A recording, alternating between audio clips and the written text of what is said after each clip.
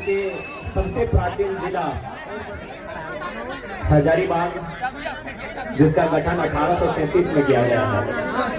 तो झारखंड के सबसे प्राचीन जिला हजारीबाग की सरजमी में जितने भी झारखंडी उपस्थित हैं उन सभी को झारखंडी जोहार करते हैं। और आज ढलती हुई शाम झारखंड के उगते हुए सूरज का अनुमान कर सकती है। और आप इस कड़कड़ाती ठंड में जिस प्रकार से अपने जगह में हमारे सभी वक्ताओं को गंभीरता पूर्वक एक एक शब्द उनके वचनों को सुन रहे हैं, इससे यह आभास हो चुका है कि हम लोग इस जंग की आधी लड़ाई जीत चुके हैं। बस मतदान जब करेंगे तो पूरी लड़ाई जीत जाएंगे। कि वो खून कहो किस मतलब का जिसमें उबाल का नाम नहीं, कि वह खून कहो किस मतलब का जिसमें उबाल का नाम नहीं, वह खून कहो किस मतलब का जो आ सके देश के काम नहीं। उस दिन लोगों ने सही सही खून की कीमत पहचानी थी जब बर्मा में सुभाष ने उनसे मांगी कुर्बानी थी। बोले स्वतंत्रता की खातिर बलिदान तुम्हें करना होगा, बहुत जी चुके हो जग में तुम्हें मरना होगा। आजादी के चरणों में जो जयमाल चढ़ाई जाएगी, सुनो तुम्हारे शीशों के फूलों से गूंथी जाएगी। यह आजादी का संग्राम भला पैसों पर खेला जाता है, यह शीश कटाने का सौदा नंगे सर झेला जाता है। आज चूंकि आज जननायक कर्पूरी ठाकुर जी की जयंती है, जैसा हमारे संजय दा बता रहे थे, उस जननायक को नमन करते हैं। और नेताजी की पंक्तियों को रखा कि कल नेताजी की जयंती थी और एक दिन पहले इस देश में आस्था के विषय, करोड़ों लोगों के आस्था के विषय राम अयोध्या में विराजित हुए।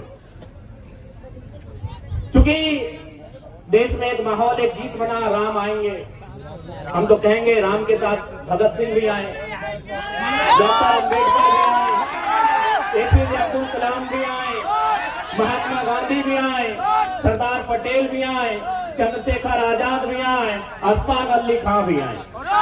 लेकिन क्योंकि हम लोग पढ़े लिखे लोग हैं, हमें प्रैक्टिकली और लॉजिकली बात करनी चाहिए। बिल्कुल राम आए, बाकी जितने महापुरुष है वो भी आए, लेकिन क्या वो शरीर से आएंगे?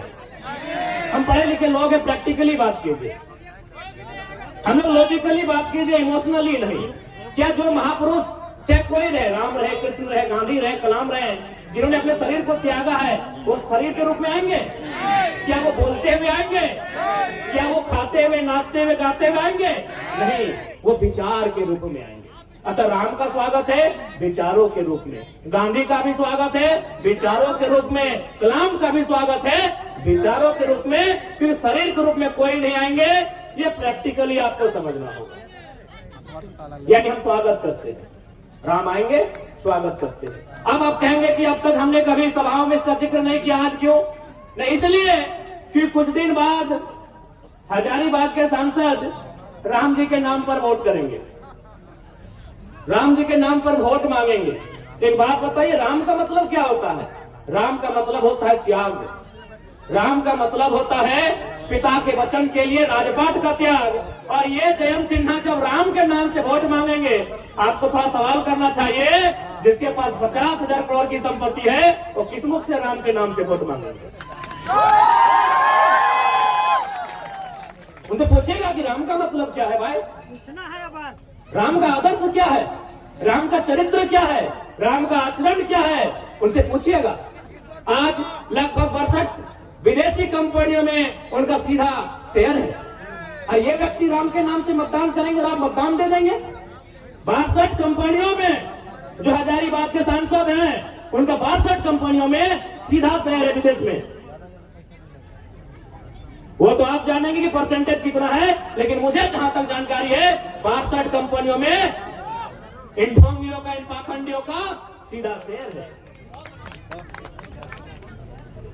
यदि राम जी के पास 50,000 करोड़ की संपत्ति होती तो वो क्या करते? अरे वो बिशुनगढ़ के 45 मजदूरों को सऊदी अरब में नहीं छोड़ते, वो बिशुनगढ़ के 45 मजदूरों को सऊदी अरब में नहीं छोड़ते जो टॉयलेट का पानी पी रहे हैं। वो बड़का गांव के लोगों में कर्फ्यू का माहौल नहीं उत्पन्न करते हैं, जो है अडानी प्राइवेट लिमिटेड कंपनी जमीन अधिग्रहण के लिए वहां इस प्रकार से पुलिस प्रशासन भरी है जैसे वो तालिबान लगता हो। और कल ये शख्स आएंगे और ये भावनाओं के नाम पर, आस्थाओं के नाम पर मत लेने का काम करेंगे। तो क्या राम का चित्र ऐसा ही था जैसा जैन सिन्हा का है? इसलिए आज राम यानी विचार, राम यानी आचरण, राम यानी आदर्श, राम यानी कर्तव्य। एक भी लक्षण वर्तमान जो सांसद है, क्योंकि यहाँ सबसे ज्यादा हिंदू मुस्लिम के नाम से मतदान होता है, एक भी लक्षण राम का इनमें नहीं दिखता है। ये तो ऐसे लोग हैं जिनके कारण एक और हमारे राज्य में भुखमरी है, हमारे राज्य में गरीबी है, पलायन है, विस्थापन है। और आपको जानकारी होना चाहिए पूरे झारखंड में सबसे ज्यादा अगर विस्थापन कहीं है तो हजारीबाग जिला, हजारीबाग लोकसभा के बिशुनगढ़ प्रखंड में। इसलिए आज मैं आपसे यही कहना चाहूंगा कि जब मत की बारी आए ऐसे व्यक्ति को चुनिएगा जो आपकी बातों को दिल्ली में रख सके, जो आपकी बातों को दिल्ली को मजबूत कर सके, जो आपकी लड़ाई को लड़ सके। एक बात सभी जानते हैं, चाहे मीडिया के कर्मी हो या प्रशासन के लोग हो या सरकारी कर्मचारी हो, हर कोई यहाँ अपने इस जीवन में चाहता है कुछ संपत्ति का अर्जन करके चले जाए। लेकिन आपको जानकारी होनी चाहिए आज जिस प्रकार से झारखंड का माहौल बना है, कहीं सड़क चौड़ीकरण के नाम पे, कहीं डैम के नाम में, कहीं तालाब के नाम में, कहीं माइंस के नाम में, कहीं फैक्ट्री स्थापित करने के नाम में हमारी जमीनें कौड़ी के भाव ले रहे हैं। यदि आज हमारे पास दिल्ली में शख्स नहीं होगा जो हमारे लिए लड़ सके तो आने वाले दिन ऐसा होगा कि झारखंड एक खंडहर के रूप में होगा, हम और आप केवल तमाशा देते। मैं आपके माननीय सांसद की एक करतूत सुनाता हूँ। करतूत और कारनामा में फर्क होता है, जैसे क्लेवर और कनिंग होने में फर्क होता है। दोनों का मतलब चालाक होता है लेकिन एक का मतलब धूर्त होता है। तो मैं इनकी एक करतूत आपको सुना रहा हूँ। आपके जो यशस्वी नरेंद्र मोदी जी के नाम पर ये वोट लेंगे, माननीय जयंत सिन्हा इनका बाप भी सांसद रह चुके, अपना बेटा को बनाने की तैयारी में है। राजरप्पा में प्रोजेक्ट आया था। आज समझिए कि किस प्रकार झारखंड को खोखला किया जा रहा है, किस प्रकार हमारी बुनियादी ढांचे को बर्बाद किया जा रहा है, किस प्रकार हमारे रोजी रोजगार को प्रदेशों के हाथों बेचा जा रहा है। वहां एक प्रोजेक्ट आया था, चूंकि सांसद है, दिल्ली से टीम आई थी तो सांसद की एक कुर्सी लगी हुई थी। सांसद महोदय कुर्सी में बैठते हैं, अंदर जो दिल्ली की टीम आई थी 5 सदस्य या 7 सदस्य टीम थी, उनसे पूछा सांसद महोदय ने, यशस्वी सांसद, आपके लोकप्रिय सांसद, आपके धर्मात्मा सांसद, अब भाई राम के नाम से वोट मांगते तो धर्मात्मा ही होंगे और आपने दिया है। इस धर्मात्मा सांसद ने पूछा कि ये प्रोजेक्ट कितने में कंप्लीट हो सकता है? बोला सर हार्डली 15 से 20 करोड़ में पूरा हो जाएगा। इस धर्मात्मा, आपके लिए धर्मात्मा, हमारे लिए कहीं ना कहीं ये मानव के रूप में छुपे दानव है। इसने कहा इसको 250 करोड़ बनाइए। आप पता कर लीजिएगा, राजरेपा प्रोजेक्ट वहां 15 करोड़ में ये योजना थी, इन्होंने कहा इसको 250 करोड़ बनाइए। यानी जो योजना 15 करोड़ में हो सकती थी, 250 करोड़ किसके लिए? अपने लिए, अपनी पत्नी के लिए, अपनी साली के लिए, अपनी सरहद के लिए।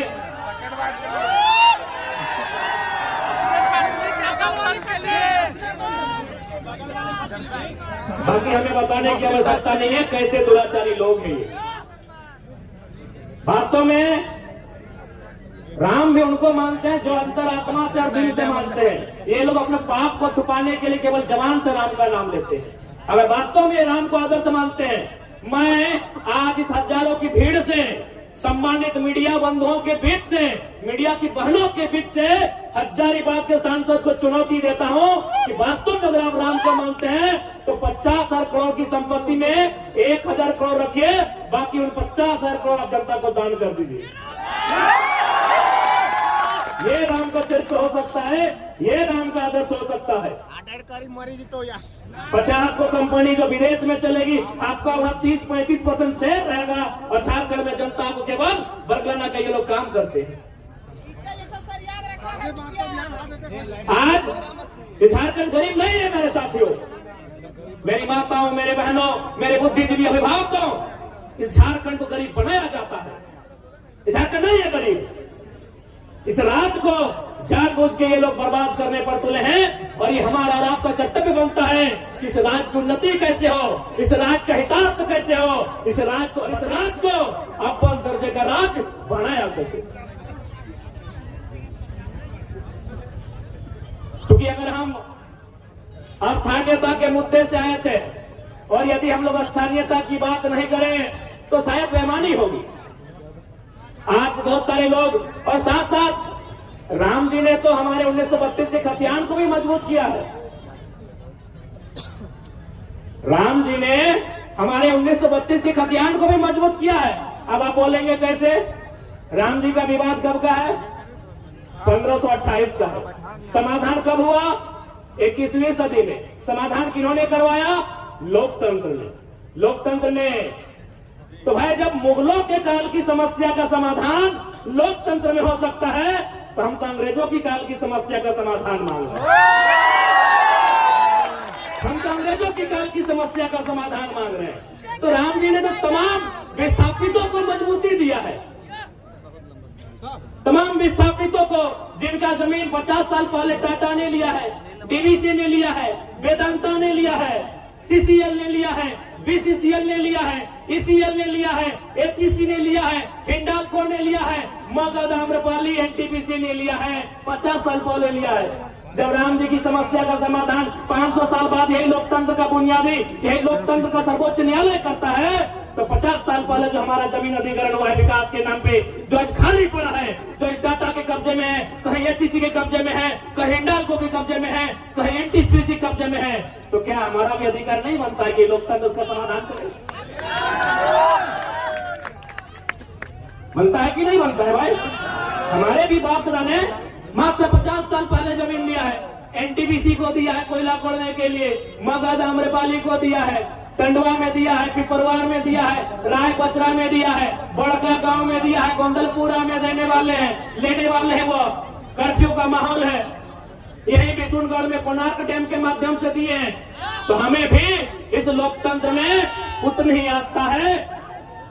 तो हमारी भी ये जमीनें, क्योंकि भारत का कानून भी कहता है यदि किसी कंपनी ने, किसी फैक्ट्री ने आपसे जमीन अधिग्रहण किया है और उस जमीन पर अगर कोई काम नहीं हो रहा है तो बाकायदा राज्य सरकार को चाहिए वह जमीनें रैयत को वापस करना चाहिए।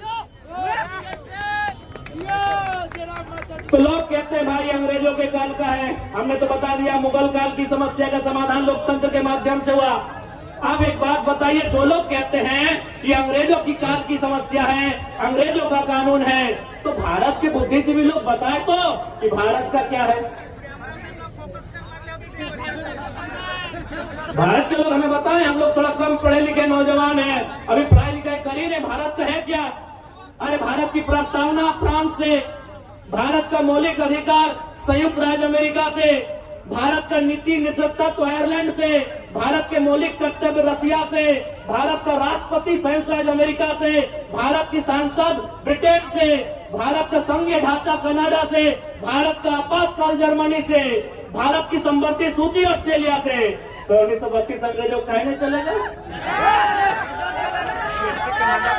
ये व्यवस्थाएं अंग्रेजों की, ये व्यवस्थाएं अंग्रेजों की। अच्छा एक बात बताइए, हजारीबाग में अभी डीसी है ना? डीसी मतलब समझते हैं आप लोग? Deputy collector. अच्छा एक बात बताइए, कलेक्टर का मतलब क्या होता है? कलेक्टर शब्द कहाँ से आया? कलेक्टर शब्द है कलेक्ट से। कलेक्ट मैंने क्या होता है? कलेक्ट करना, कोनो चीज इकट्ठा करना, जमा करना। तो भाई ये कलेक्टर लोग अंग्रेज के टाइम क्या करते थे? कलेक्ट करते थे। व्यापारियों से, किसानों से लगान कलेक्ट करते थे, खजाना कलेक्ट करते थे। इसीलिए इन्हें कलेक्टर की उपाधि दी गई थी। अब क्या हुआ? एक प्रमंडल चूंकि हजारीबाग में है, वहां आता है डिविजनल कमिश्नर। डिविजनल कमिश्नर समझते हैं ना? यानी प्रमंडल के आयोग। कमिश्नर का मतलब क्या होता है? यानी कलेक्टर जो पैसा, जो खजाना, जो धान चार सोना चांदी कलेक्ट करके ले जाते थे, उस पैसे को सुरक्षित अंग्रेजों तक, ब्रिटेन तक कमीशन लेके जो पहुंचाता था उसे कमिश्नर कहते थे।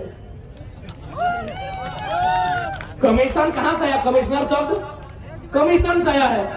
तो भाई अंग्रेजों का कलेक्टर चल रहा है, अंग्रेजों का कमिश्नर चल रहा है, तो 1932 के खातियान कहे नहीं चलेगा? कहे नहीं चलेगा? अभी बताइए, क्या हमारी लड़ाई गलत है? ये हमारी मांग गलत है? जी नहीं, बस हमारे लोगों को जानबूझकर कमजोर बना के रखा गया है, क्योंकि सारा समस्या है यहाँ की खनिज, यहाँ के कंड कंड में खनिज है, यहाँ के पहाड़ में, यहाँ के पर्वत में, यहाँ के पठार में, यहाँ के जंगल में, यहाँ के नदी में नहीं समझे क्या? अरे दामोदर नदी को भी लोग चेंज करना चाहता था। ये पैसे के लालची लोग, क्योंकि दामोदर नदी के नीचे मैक्सिमम कोयला है, ये लोग दामोदर नदी के बहाव को बदलना चाहता था। यानी यहाँ के पहाड़ में खनिज, यहाँ के नदी में खनिज, यहाँ के नालों में खनिज, इसीलिए जानबूझ के झारखंड की व्यवस्था को चौपट किया गया है। अब आप कहेंगे कैसे? क्योंकि हजारीबाग को मैंने अक्सर कहा है, ये एजुकेशन हब है, शैक्षणिक राजधानी है। अगर रांची राजधानी, दुमका उपराजधानी, कोडरमा अभ्रक राजधानी, धनबाद कोयला राजधानी, जमशेदपुर स्टील राजधानी, तो हजारीबाग शैक्षणिक राजधानी है। अब कैसे व्यवस्था को यहाँ का नेस्तनाबूद किया गया है, सुनिए। हम 2011 बैच के इंटर ऑफ साइंस के स्टूडेंट हैं। हो सके कोई 12 वाले होंगे, कोई 13 वाले होंगे, कोई 10 वाले होंगे, कोई 9 वाले होंगे। ईमानदारी से बताइए, उस समय इंटर का रिजल्ट क्या होता था? खासकर इंटर ऑफ साइंस का बताइए। मैं बता रहा हूं 2011 में 28%। शिक्षा मंत्री गंभीरतापूर्वक सुनिएगा कि कैसे है एक सिस्टम काम कर रहा है, तो झारखंड को दिन प्रतिदिन खोखला कर रहा है। गरम पानी पी ले दादा। मात्र 28%। कॉमर्स का रिजल्ट था 42%, साइंस का रिजल्ट था 47%। सोच के देखिए आपकी रूह कांप जाएगी। आर्ट्स का रिजल्ट था 47, यानी 50% से ज्यादा बच्चे फेल हुए थे। कॉमर्स का रिजल्ट 42, यानी 50 से कई गुना ज्यादा, कई गुना नहीं, संख्या में कितना ज्यादा। और मात्र 28% रिजल्ट था इंटर ऑफ साइंस का, 2011 का साइंस का, और पास आउट स्टूडेंट का। यानी सोच के देखिए, जब हमारे बच्चे पढ़ेंगे नहीं, जब ये इंजीनियर नहीं बनेंगे, जब ये मेडिकल में नहीं जाएंगे, तो आगे जाकर कैसे राज्य को संभालेंगे? वियतनाम और फ्रांस की कहानी आपने पढ़ा होगा, वो तो आपने वियतनाम और फ्रांस के बारे में पढ़ा है। ये लोग झारखंड में चरितार्थ करके बैठे हैं, हमारे रिजल्ट को शून्य करके रखा था, हमारे रिजल्ट को डाउन करके रखा था। उतना छोड़िए, अभी आप कल का या परसों का अखबार पढ़े होंगे, धनबाद से नवोदय में 26 बच्चों का चयन हुआ है। हमको लगता है 20 बच्चे बिहार के हैं। यानी आपके बच्चे, नवोदय का मतलब आप भी जानते हैं, हर फैमिली का ड्रीम होता है कि अपना बच्चा को नवोदय भेजे, अपना बच्चा को सैनिक स्कूल भेजे, क्योंकि बाकी स्कूल में खिचड़ी के अलावा ठीक कुछ नहीं मिलता है। नेतरहाट, अच्छा माफी चाहेंगे, नेतरहाट है ना मिथिलेश दा। आज जितने भी नौजवान यहाँ बैठे हैं, आपके घर में बेटा या बेटी जब जन्म लेती है, और आप पहला प्रयास यही करते हैं कि अपना बच्चा को नेतरहाट भेजेंगे, सैनिक स्कूल में भेजेंगे। तमन्ना होती है कि नहीं? लेकिन वहां भी बाहर के लोगों का कब्जा है। हमारे बच्चे कहां मिलेंगे? जहां स्कूल का ड्रेस कभी पीला कभी हरा होगा, वहां मिलेंगे। और जहां खिचड़ी 2-3 वैरायटी में मिलेगी, वहां मिलेंगे। जहां गुणवत्तापूर्ण शिक्षा मिलेगी, नेतरहाट जैसे संस्थान में, सैनिक कॉलेज जैसे संस्थान में, नवोदय जैसे संस्थान में, वहां भी यूपी बिहार के लोगों का कब्जा है। ये गलत है कि नहीं, आप बताइए। अरे भाई, लोग बोलते हैं कि आप बहानी बिक्री करते हैं। हम लोग नफरत नहीं बांटते हैं, आप हमसे नफरत करते हैं कि हमें जानबूझकर फेल करते हैं, आप हमें मौका नहीं देते हैं। एक बात बताइए, यही बगल में विनोबा भावे यूनिवर्सिटी है, कि हमने कभी गेट पर जाकर यह कहा कि एचओडी सर गो बैक, आप यूपी से चले जाएं, आप राजस्थान से चले जाएं, आप बिहार से चले जाएं? क्या हमने कहा? नहीं कहा, क्योंकि यूनिवर्सिटी में जो प्रोफेसर आते हैं वो सेंट्रल का विषय होता है, वो जेआरएफ करने वाले लोग होते हैं, उससे ऊंची ऊंची उपाधियों को उपलब्धियों को हासिल करके आते हैं। हमने कभी प्रोफेसर का विरोध नहीं किया है, लेकिन यदि कोई प्राइमरी टीचर बन के आएगा यूपी बिहार से, विरोध होगा कि नहीं आप ही बताइए, होगा कि नहीं? अरे भाई हमने प्रोफेसर का विरोध नहीं किया है। मैं आपकी हजारीबाग की स्थिति नहीं जानता हूं, धनबाद में 90% यूपी बिहार बंगाल के प्रोफेसर हैं। जो विनोद बिहारी महतो विश्वविद्यालय है वहां 90%। हमने तो विरोध नहीं किया क्योंकि ये सेंट्रल का विषय है, ये केंद्रीय विषय है। आप प्राइमरी टीचर बन के आएंगे, आप टीजीटी में आएंगे, आप पीजीटी में आएंगे, तो क्या झारखंड के बच्चे कोयला ठेलेंगे? झारखंड के बच्चे बालू ठेलेंगे? झारखंड के बच्चे घास उखाड़ेंगे? झारखंड के बच्चे सूरत, गुजरात, महाराष्ट्र में मजदूरी करेंगे? बताइए गलत है या सही है? हमने कभी डीसी का विरोध किया है कि डीसी गो बैक, आप झारखंड के नहीं है? एसपी गो बैक, आप झारखंड के नहीं है? नहीं, क्योंकि ये आईएएस आईपीएस का कैडर है। ये यूपीएससी देश की सर्वोच्च परीक्षा को पास करके आते हैं। पूरे देश में उनको कैडर के हिसाब से चुनने का अधिकार होता है। ये सेंट्रल विषय है, हमने आज तक विरोध नहीं किया है। DC go back, SP go back, DIG go back, chief secretary go back, हमने आज तक विरोध नहीं किया है। लेकिन यदि कोई बड़ा बाबू बन के आएगा, दरोगा बन के आएगा, थाना प्रभारी बन के आएगा यूपी बिहार बंगाल एमपी गुजरात के लोग विरोध करेंगे। आप हमें अच्छा कहें बुरा कहें, हम अपने स्टैंड में कायम हैं। हम अपने स्टैंड में कायम है। आप डीसी बन के आए, फूल की माला, गुलदस्ता, 100 लड़ा के सम्मान करेंगे। आप एसपी बन के आए, स्वागत करेंगे। आप बड़ा बाबू बन के आएंगे, बिल्कुल स्वागत नहीं करेंगे, हम आपका विरोध करेंगे। झारखंड बना क्यों? झारखंड बना क्यों है? आप बताइए इस बात को।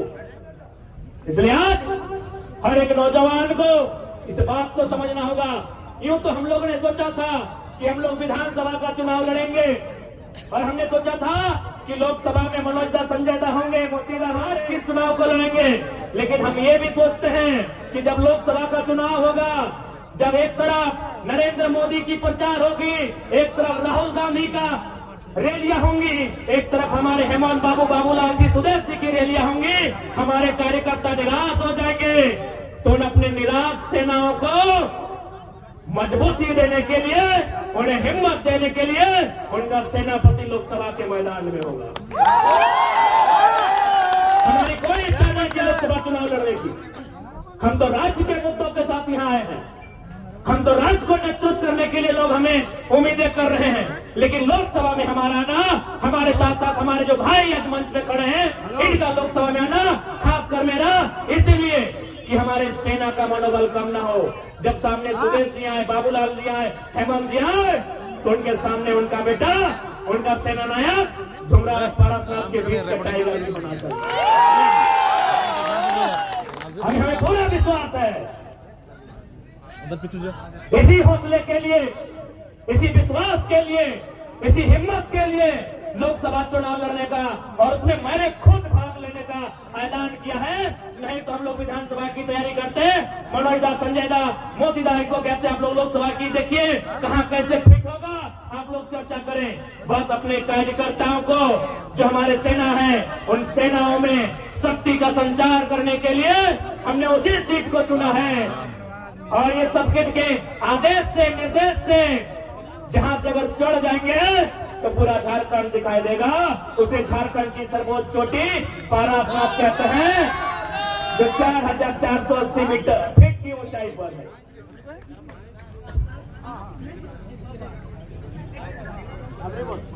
वोट मारेगा जरा मत। इसलिए आज बड़का गांव की बात कीजिए। कुछ दिन पहले बड़का गांव के कुछ साथी आए थे जयंत सिन्हा से मिलने के लिए। इन्होंने साफ साफ कहा कि जमीन तो आपको देनी होगी। जयंत सिन्हा ने साफ साफ कहा जमीन तो आपको देनी होगी। बताइए तुमको सांसद कहे बनाए हैं? बप्पो को सांसद बनाए, बेटों को सांसद बनाए, अब तुम बोल रहे हमारे बेटुओं को सांसद बनाओ। इसी दिन के लिए विकास का कोई विरोधी नहीं है। आज जितने लोग यहाँ बैठे हैं कोई विकास का विरोधी नहीं है, लेकिन विकास का एक मापदंड होना चाहिए, जमीन अधिग्रहण का एक मापदंड होना चाहिए, मुआवजा का एक मापदंड होना चाहिए। अरे आइए ना भाई, बड़का गांव क्या, पूरा बड़का गांव विधानसभा जिसमें केरेदारी पत्रात्मो भी आता है, सारा जमीन आपको एक मुफ्त में दे देंगे। अब प्रति डिसमिल 1 लाख रुपया मुआवजा तो लगाइए। क्या गलत है भाई, क्या गलत है?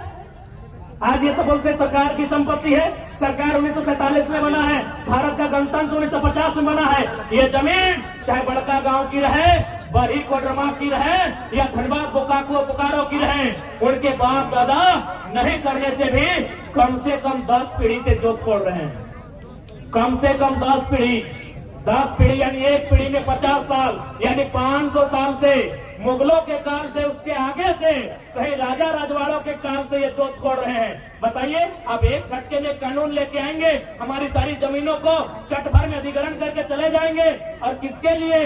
एक व्यक्ति के लिए। उस व्यक्ति का नाम है माननीय श्री 108 श्री गौतम अडानी। एक व्यक्ति के लिए, यही लोकतंत्र है। आज भारतीय जनता पार्टी रामराज के मुद्दे पर है, तो क्या रामराज यही है? अडानी जैसे लोगों के हाथों में देश की संपत्ति? अभी मार के पीट के, मर्जी से नहीं, जाइए पता कीजिए, गोड्डा का प्लांट आदिवासियों को जबरन मार पीट के जमीन लिया गया, और सारा बिजली बांग्लादेश को, कि हमार पानी हमार पसीना, और बिजली दिले तो शेख हसीना। अरे भाई, बिजली देना था तो बांग्लादेश की महारानी शेख हसीना को कहे।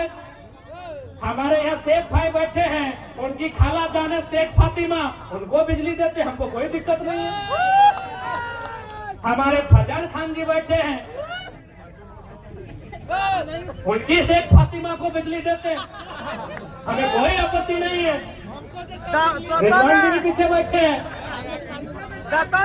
उनकी खाला जान को देते हैं, क्योंकि यहाँ कोडरमा के भी साथी आए हैं।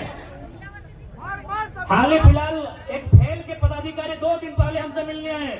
उन्होंने कहा कि केटीपीएस में 1000 मेगावाट बिजली का सृजन हो रहा है, 500 मेगावाट दिल्ली को जाएगा, 300 मेगावाट पश्चिम बंगाल को जाएगा, और 200 मेगावाट झारखंड को मिलेगा। दिल्ली में सवाल पूछने वाला कोई माई का लाल नहीं। काहे दिल्ली भाई, काहे की दिल्ली? जमीन हमारी, जाल हमारा, परिश्रम हमारा, श्रम हमारा, तो पहले हमें मिलना चाहिए, फिर दिल्ली को दीजिए, चाहे जिसको दीजिए, हमें आपत्ति नहीं है। 1000 मेगावाट में 500 मेगावाट झारखंड को मिलना था, लेकिन यहाँ उल्टा होता है, दिल्ली को 500 मेगावाट मिलेगा।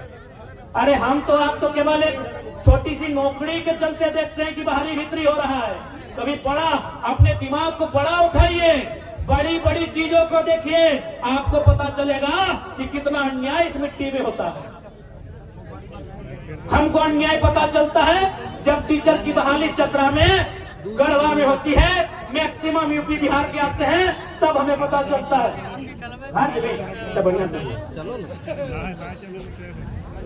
लेकिन हमें यह पता नहीं चलता है कि हमारी नदियों में, हमारे डैम में बिजली का उत्पादन होता है, और सारा अन्य प्रदेशों में जाता है, अन्य देशों में जाता है, और हमें डिबरी जलाना नसीब होता है।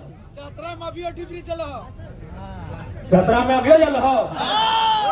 हाँ, तो चतरा तो केबीसी में हो। हमें ताज्जुब होता है कि चतरा मैक्सिमम वहाँ ग्रामीण वोटर है, हजारीबाग में मैक्सिमम ग्रामीण वोटर है। अरे हजारीबाग में टाउन का वोटर कहाँ है? सदर में। बरही ग्रामीण, मांडू ग्रामीण, रामगढ़ ग्रामीण, बड़का गांव ग्रामीण, और 20-25 साल से इन लोग बाप बेटा कब्जा करके रखा है। कहीं ना कहीं लीडरशिप मर चुकी है झारखंड, लीडरशिप मर चुकी है झारखंड की। इसलिए लीडरशिप तैयार कीजिए। अगर आप लीडरशिप तैयार नहीं करेंगे तो आज जो दुर्दशा है 20 साल बाद इसकी दुगनी होगी मेरे साथियों। इसलिए मैं आपसे आग्रह करूंगा, मैं आपसे निवेदन करूंगा, लीडरशिप बनाइए, आप लीडरशिप नहीं बनाते हैं, इसीलिए ब्लॉक में जाके झारखंडी लोग चमचागिरी करते हैं। आप लीडरशिप नहीं बनाते हैं, इसीलिए चमचागिरी करते हैं। अब एक दो लड़का लोग आया है, आप लोग बोला रे ये टाइगर तो नेता बनतो, मनजुआ नेता बनतो, संजया नेता बनतो, मुखिया नेता बनतो, ये फरजनवा नेता बनतो, रिजवनवा नेता बनतो। तखनी के बोली हो कि जयंतवा नेता बन सकल है, चतरा के सुनीलवा नेता बन सकल है, पलामू के पिटिया नेता बन सकल है, रांची के संजय शेखरा नेता बन सकल है। तो हमने की दिक्कत है, की खराबी है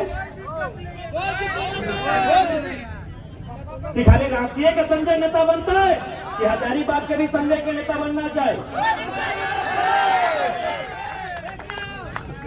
एक्चुअली हम लोग का माइंडसेट, हमारे माइंडसेट में गुलामी है। और ईमानदारी से बोल रहे हैं, ये टाइगर का यूं अचानक आना ये कोई प्लानिंग का हिस्सा नहीं है। हमें कहीं ना कहीं नियति ने अवसर दिया है उस माइंडसेट को बदलने, और बदले हैं। आप 6 महीना के इतिहास को पढ़िए, बतरातों से लेकर कोल्हान से लेकर संताल परगना में जितना भी मजदूर को मुआवजा मिला है, पढ़िए इतिहास को। इससे पहले 2 लाख 2.5 लाख मिलता था, ओहो नहीं मिलता था। 15 से 20-25 लाख तक का मुआवजा हम लोग मिलाए। हाल फिलहाल कल रात को पतरातों में गए थे, वहां 15 लाख का मुआवजा, अभी हम थे भी नहीं, 23 लाख और से दिया है। तो इसका मतलब क्या कि पहले मुआवजा नहीं मिलता था, लेकिन पहले नेताओं का सेटिंग था कि देखिए अगर आपको मुआवजा देना है 10 लाख, उसको आप 5 लाख दीजिए, 2 लाख बगल का डीएसपी को दीजिए, 2 लाख हमको दीजिए, बाकी मैनेज कर देंगे। इस सिस्टम को हमने बदला है कि अब नेताओं की एंट्री पीछे के गेट से नहीं, टाइगर की तरह आगे की गेट से होती है और लाइव मीडिया के सामने होती है। इसलिए आज ये समय की मांग है। बाकी यदि हम लोग को लीडर ही बनना था तो मैं आज फिर आपको बता रहा हूं, हमारे केंद्रीय कमेटी के वरीय साथी पदाधिकारी हैं, उन्होंने फिर आज कहा कि बड़ी पार्टी है 2 सीट दे रही है लोकसभा चुनाव में, बड़ी पार्टी है 2 सीट दे रही है लोकसभा चुनाव में। अगर नेता बनने का होता तो ले लेते हैं, क्योंकि आप भी जानते हैं कि देश के जब चुनाव की बात आती है, एनडीए और इंडिया मजबूत है, और इंडिया की तुलना में एनडीए कहीं मजबूत है। लेकिन दोनों टीमें लगातार हम लोग से संपर्क में है। हम लोग का एक ही लाइन कहना है कि टेंशन मत लीजिए, अगर लड़ते लड़ते हार भी जाएंगे ना तो याद रखना गालिब, शहर की गलियों में, गांव की पगडंडियों में तुम्हारे जीत से चर्चा हमारे हार की होगी, और जीत गए तो इतिहास, भूगोल, व्यवस्था को बदल देंगे।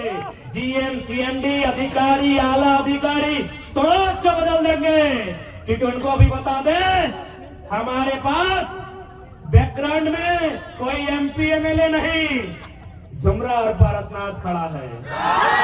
मूड खराब मत कीजिएगा, मूड एकदम मत खराब कीजिएगा। जिंदा रहने यहाँ कोई नहीं आया है। सूरज भी एक दिन मर जाएगा और धरती भी एक दिन मर जाएगी। कितना साल है? कई अरब साल तो धरती का लाइफ है। ये पेड़ भी, नदी नाला सब मरेंगे, खाकी रहे चाहे खादी। और ऐसे भी हमने मौत के साये में झारखंड बनाया है, हंसते हुए झारखंड नहीं पाया है, हमने मौत के साये में झारखंड बनाया। कर देंगे। सुनिए, जो लोग ऐसा सोचते हैं उनको साफ संदेश देंगे, कुछ करना ही है तो सीधा कत्ल कीजिएगा, जिंदा रह गए तो बदला गिन गिन के लेंगे। अभी चरही में हम रात ठहरे थे, वहां एक साथी आए, बोले मेरे पिताजी का ब्रेन हेमरेज से डेथ हो गए। हम बोले कहे न, बोला सीओ की बेईमानी से एक छपरा का आदमी 60 एकड़ जमीन हम लोग का कब्जा कर लिया है। हम एक लाइन बोले, ये चरही का विषय है, आज 12वां है, जाके पता कर लीजिए कितना बेईमानी यहाँ होता है झारखंड में। कोई सुतरा नहीं है, तभी सुधार होगा जब सिस्टम सुधार होगा। 60 एकड़ जमीन अधिग्रहण हो जाता है। अब बताइए छपरू पार का आदमी सीएनटी का जमीन कैसे 52 में चढ़ाया जाए? वो आदमी ब्रेन हेमरेज से सोच सोच के मर जाता है। हम एक ही लाइन बोले, जिस जमीन के कारण बाप का जान गया है, अगर वास्तव में उसी बाप का खून बहता है तो जिसने कब्जा किया है चैन से नहीं रहना चाहिए, चैन से नहीं रहना चाहिए। बाप ऐसे तो मर रहे, अगर नहीं रहे तो बाप का वह सोच जिंदा रहना चाहिए। बाप भी जानता है कि जो जमीन है ये अचल संपत्ति है, दुनिया में सारी संपत्ति खत्म हो जाएगी, ये मोबाइल ये पैसा कौड़ी, लेकिन अगर कहीं से इंसान की जरूरत पूरी होगी, अनाज से होगी, वह खेत में उगाया जाता है। बताइए क्या अन्याय होता है हमारे साथ। बीडीओ की मिली भगत, सीओ की मिली भगत। एक आदमी, ये मामूली घटना नहीं है, ये तो अंग्रेजों से भी काला कानून है, ये तो अंग्रेजों से भी क्रूर व्यवस्था है कि एक आदमी अपनी ब्रांड हेमरेज से जान चला जाता है उसका जमीन जाने के कारण। आज 12 है, पता कीजिए चरी में जाके एक छपरा का आदमी यहाँ 7 एकड़ जमीन अधिग्रहण करता है, खुद गट्टी बना लेता है। एक छपरा का आदमी सेंटी में मार के दांत तोड़ दोगे हरामी आदमी। ये आज उसके साथ हुआ है।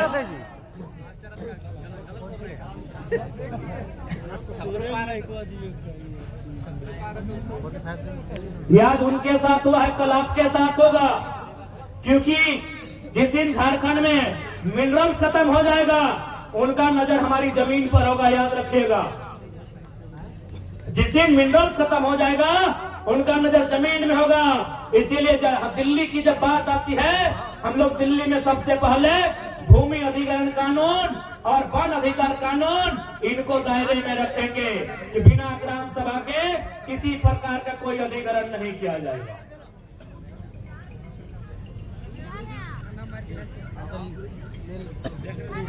ना भाग सुंदा। इसलिए आज जितने भी लोग यहाँ आए हैं, मैं उनसे निवेदन करूंगा, रात्रि की वेला है और हम भी काफी अस्वस्थ हैं, और तो उम्मीद है कि हमसे पहले भी वक्ताओं ने आपको बहुत गंभीरता पूर्वक बातों को समझाया है, आपने गंभीरता पूर्वक सुना है। और आज ये रात्रि की बेला में भी जिस प्रकार आप डटे हैं, हमें पूर्ण आशा है ये वक्त बदलाव का है, ये संकेत बदलाव का है, और निश्चय ही 24 में बदलाव होगा, क्योंकि सेहत ठीक नहीं है। बाकी फिर कभी जय झारखंड, जोहार झारखंड। जितने भी मीडिया कर्मी है उनका धन्यवाद। और